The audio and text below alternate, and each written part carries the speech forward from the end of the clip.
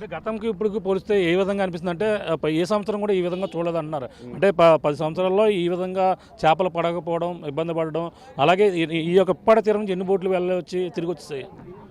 ఉప్పాడ బోట్లు మొత్తం టోటల్గా ఇక్కడ 2000 బోట్ల వరకు ఉంటాయండి.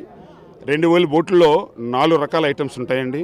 ఒకటి పొండళ్ళు అంటారు, తర్వాత ఏమో లాగుడళ్ళని రైళ్ళల్లో ఉంటాయండి, రింగులళ్ళు అంటారు, అలాగే చిన్న తప్పలని జోకా తప్పలు అంటారు సార్.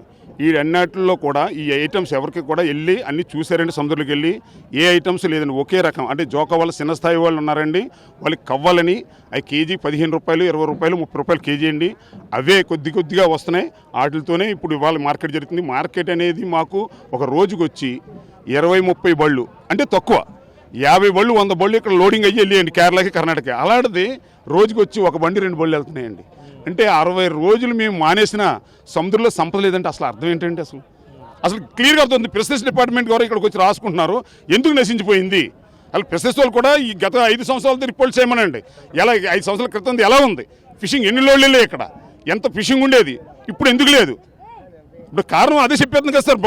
మేము చెప్పక్కర్లేదండి. విషయం లేదు అంటే మాత్రం మీకు అదే తెలిసిపోతుంది కదా.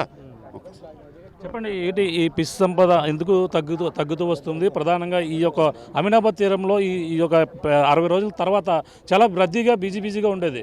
అంటే ఇప్పుడు ఎటువంటి పరిస్థితులు ఉన్నాయండి ఇక్కడ? ఇది మత్స్యకారుని ఆవేదన అండి. మత్స్యకారులందరూ కూడా కంపల్సరీ ఇది ఫ్యాక్టరీల వల్ల జరిగిందనే ఒక నినాదంతో వాళ్ళు ఉన్నారు, చాలా బాధపడుతున్నారు. రెండవది ఏంటంటే మరి వాతావరణం అనుకూలించడం లేదేమో అని మాలాంటి విజ్ఞత కలిగి అనుకుంటున్నాం.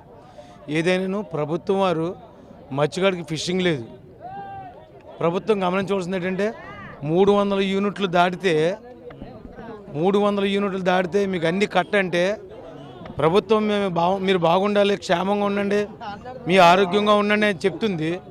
అవి 2 బెడ్రూమ్లు 2 హౌస్ బెడ్రూమ్ కట్టుకుని బిల్లు వస్తే వాళ్ళందరికీ తీసిపడేస్తున్నారు. అంటే మత్స్యకారులకు ఏం రాలేదండి. తర్వాత ఆయిల్ సబ్సిడీ లేదు, ఫిషింగ్ లేదు, ఆయిల్ సబ్సిడీ లేదు.